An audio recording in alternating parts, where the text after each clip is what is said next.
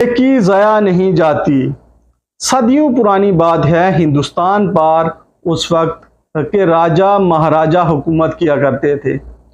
ایک ہندو راجے نے بہت سے علاقوں پر قبضہ کیا ہوا تھا۔ وہ ایک ظالم بادشاہ تھا، بات بات پر وزیروں کو قتل کروا دیا کرتا تھا۔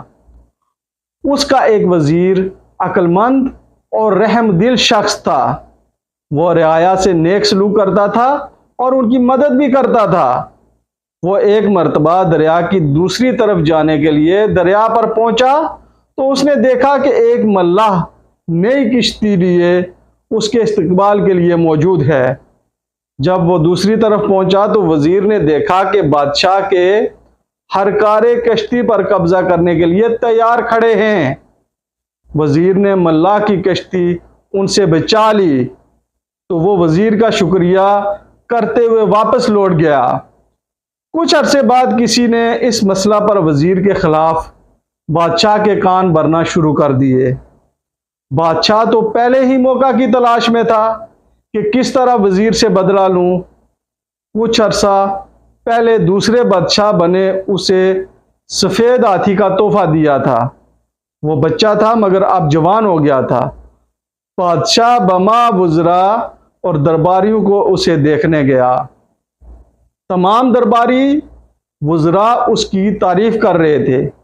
بادشاہ وزیر سے انتقام لینا بھولا نہیں تھا۔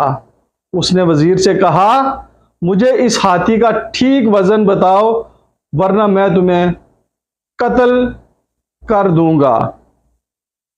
10 دن کی مہلت ہے۔ وزیر بہت پریشان ہوا۔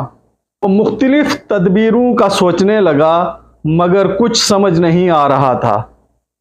وہ پریشانی کے عالم میں دریا کی طرف نکل گیا اور وہاں بیٹھ کر سوچ و بچار کرنے لگا۔ اسی دوران وہی کشتی والا بزرگ اس کے پاس آیا اور جھک کر سلام کیا۔ وزیر کو پریشان دیکھ کر پوچھا، وزیر محترم کیا بات ہے؟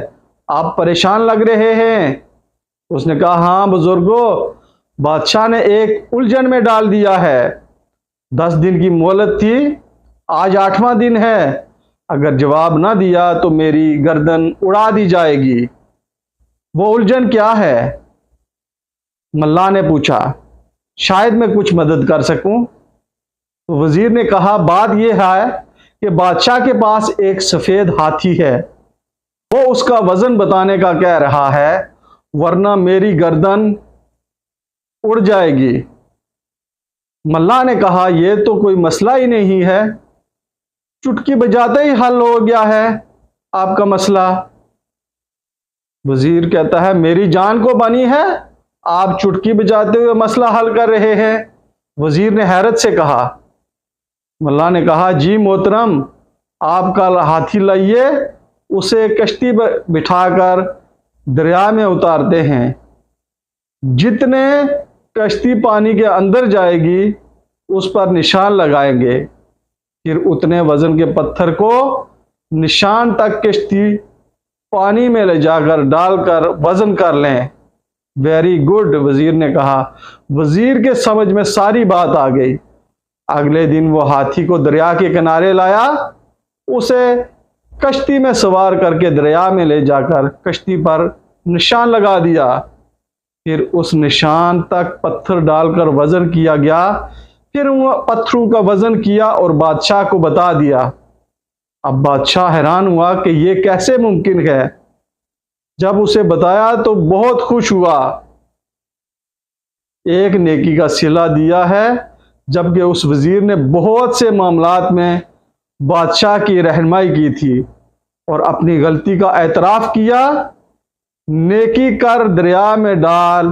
وزیر نے ملاح کے ساتھ نیکی کی اور ملاح نے نیکی کر کے اس کی جان بچائی۔ اللہ تعالی ہمیں نیک کام کرنے کی توفیق عطا فرمائے، آمین۔